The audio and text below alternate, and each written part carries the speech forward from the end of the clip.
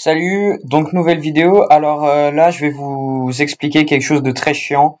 C'est pas la première fois que ça m'arrive qu'on me rate mes entrées comme ça. Mais donc je vais vous expliquer ces deux très bons trades que j'allais prendre sur l'euro USD et le GBP USD qui auront pu me faire du coup du joli RR là. Et bah ils m'ont raté mes entrées. Donc je vais vous expliquer ça. Alors on a été sur un order flow baissier, là on est sur le H4. Et je vais pas vous faire tous les détails de l'analyse, je l'ai déjà fait plein de fois auparavant là, dans des vidéos précédentes. Donc on est parti pour un order flow haussier. Alors moi juste je m'y attends à ce que j'ai dessiné là. Je m'y attends juste à ce que le prix il revienne dans du coup cette zone de demande que j'ai ici avec de la liquidité à prendre. Bref, je vais pas vous expliquer ça. Mais donc ce trade, qu'est-ce que c'est? C'est par rapport à la réaction de la zone d'offre raffinée que vous pouvez voir ici. Je me mets en plein écran comme ça, vous voyez mieux. Donc, je me mets sur les intervalles de temps plus petites. Alors, on voit tout sur le H1 normalement. Voilà. Donc, moi, j'ai juste l'intention à ce que le prix descende un peu plus bas afin d'aller faire des plus hauts. C'est à partir d'où qu'il va faire sa descente avant d'aller faire des plus hauts et poursuivre l'order flow haussier. C'est ici. Ici, vous pouvez très bien voir. On a donc cette distribution ici qui crée du coup cette expansion vers le bas. On raffine vers la zone de demande, la zone d'offre, pardon, ouais, je raconte n'importe quoi. Donc ici, on a le dernier mouvement acheteur avant la grosse vente avec énormément de déséquilibre là-dedans, de l'imbalance, ok? Donc, imbalance, fair value gap, déséquilibre, c'est pareil, déséquilibre en français. Donc voilà. Et là, qu'est-ce qu'on a? Donc, on a le shift, parce que là, on était sur un order flow haussier, là. Donc, c'est ce mouvement qui vient tout niquer. Et donc, là, ce qu'on fait, c'est qu'on retrace dedans. Regardez, on crée tout un bordel pour accumuler, mais toute cette liquidité. Mais, wesh, t'aimes ça, regardez-moi ça. Tout ça, là. C'est énormément, euh, pour ceux qui se rendent pas compte, normalement, vous vous rendez compte si vous tradez la smart money. Mais, s'il y a des gens sur cette vidéo, bien sûr, parce que, voilà, j'ai pas de vue. RIP. Donc, il y a énormément de liquidité à prendre au-dessus du CO. Le composite man, il prend toute cette liquidité qui va lui permettre de fermer les positions en négatif qu'il a là-dedans. Et ensuite pouvoir vendre parce que lui, ce qu'il veut faire, c'est vendre. Mais qu'est-ce qu'il lui faut pour vendre? Du coup, la liquidité acheteuse. Donc là, il prend toute la liquidité acheteuse qu'il lui faut. Il remplit le déséquilibre. Il ferme ses positions en négatif. Et là, donc, il vend. Mais alors ici, il s'est passé quoi? Moi, donc, j'avais ma vente sur, du coup, le point d'intérêt du coup sur la zone d'offre. Je crois, j'étais en train de dire zone de demande depuis tout ce temps sans faire exprès, parce que voilà, je me mélange. Enfin, je réfléchis pas trop à ce que je dis des fois. Donc, on n'est pas venu toucher la zone d'offre, mais ce qui s'est passé donc ici, c'est que le Composite Man, en fait, il est revenu dans le bloc institutionnel qui est du coup tout ça. En fait, c'est le mouvement global, c'est le dernier mouvement acheteur avant la vente.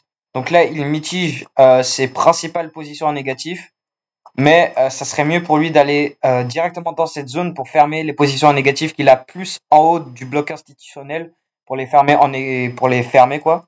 Donc là, il les a tous fermés, ceux qui sont plus en haut, il les a fermés en négatif. Il a raté mon entrée et donc voilà, je me suis fait rater du joli RR.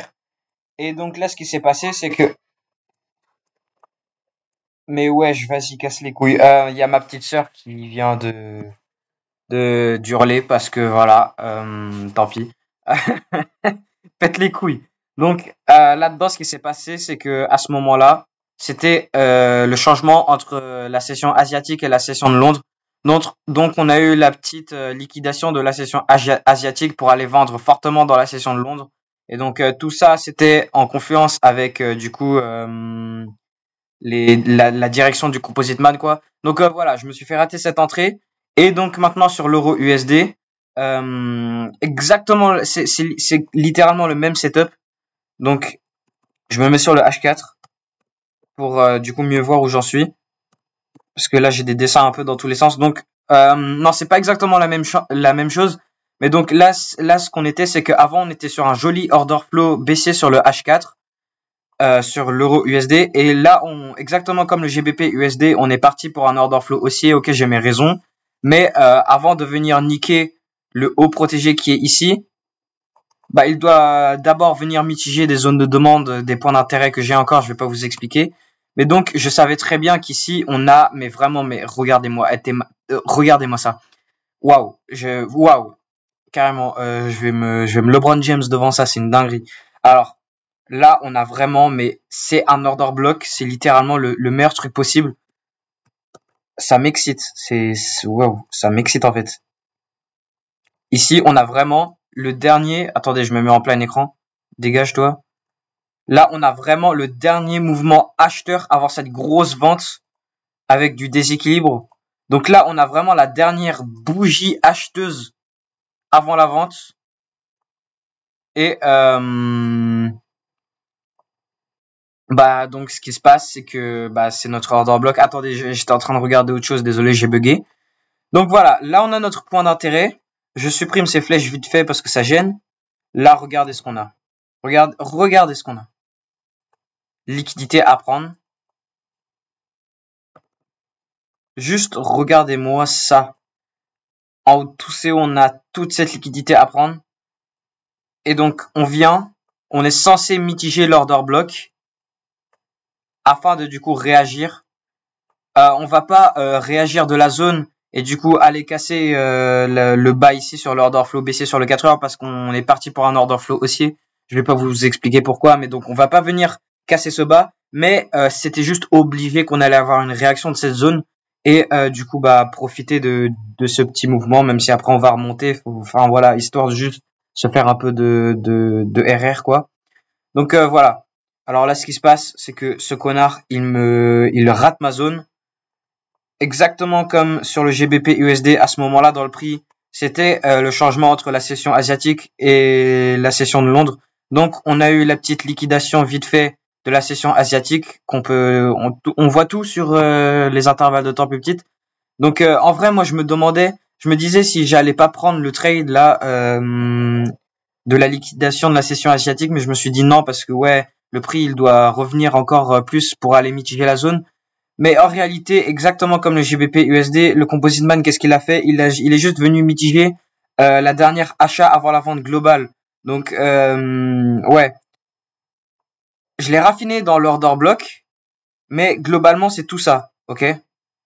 Donc là, on était déjà venu refermer un petit peu ici, mais globalement, c'est tout ça. Donc là, ce qui se passe, c'est qu'il rentre, il mitige vite fait ses positions en négatif. Il liquide la session asiatique qui va lui permettre de vendre fortement. Aussi, grâce à toute la liquidité qu'il a pris au-dessus de tous ses hauts. Et donc voilà. Et si je vais sur les intervalles de temps plus petites, on peut très bien voir ce qu'il est venu mitiger. Donc là, voilà, on rate mon entrée qui était raffinée. Je rescroll en arrière et là, Théma ce qu'on a eu. Regardez, attendez, si ça veut charger. Voilà, regardez. Regardez par quoi il a réagi. Tout fait sens. Tout fait sens. On avait la dernière achat avant la vente ici. Qu'est-ce qu'il vient faire? Il crée une nouvelle bougie acheteuse pour ensuite vendre fortement. Cette bougie acheteuse, elle vient mitiger les positions en négatif de cette dernière achat avant la vente. Donc, la nouvelle order block, c'est elle. Elle. Avec du déséquilibre qui a été formé. Voilà, là aussi. Bref, on s'en fout du déséquilibre. Donc voilà, ça c'est le point d'intérêt, c'est le nouveau point d'intérêt. Donc tout ce qui est plus en haut n'a aucune importance. Donc moi mon order block sur le H4 qu'on pouvait bien voir sur le H4 c'était ça. Mais sur les intervalles de temps plus petites, on peut très bien voir qu'il a été raffiné. Et tout ça je l'avais vu, tout ça je l'ai vu, mais je l'ai pas considéré parce que le RR il était juste super bas si je prenais ma vente à partir de là. Le RR il était juste trop bas et je me suis dit ouais vas-y ok je vais prendre le risque pour mettre mon trade là. Parce que, en fait, le truc, c'est que si on raffinait cette zone, on a la dernière mèche acheteuse avant la vente. Et donc, bah, le prix, voilà. Sauf que, il a juste mitigé le début de la bougie. Donc voilà. Et là, on retourne en arrière. Et j'ai même pas besoin de vous le montrer, hein, puisque je vous le dis, mais je vous le montre quand même. Donc voilà, les setups ils sont juste, les setups ils sont parfaits. Les setups ils sont parfaits, parfaits, parfaits. Vas-y, mais ça se termine quand cette merde, wesh? Donc, comme vous pouvez le voir, il prend toute la liquidité qui serait en haut de tous ces hauts. Il mitige ses dernières positions en négatif, ici. Voilà. Il vient, il touche pile poil la POI. Là, qu'est-ce qu'on peut avoir? Une distribution Wyckoff. Et en même temps, on avait la liquidation. Waouh, mais t'es mal la beauté du truc. Mitigation de sa dernière achat avant la vente sur le 1 heure. Sur le 15 minutes, distribution Wyckoff. Et liquidation de la session asiatique. Puis ensuite, on dump vers le bas. Parfait. Ça aurait été, c'est juste parfait. Mais bon, j'ai pas pu les prendre. Je vais me faire foutre. Et puis voilà. Allez, ciao.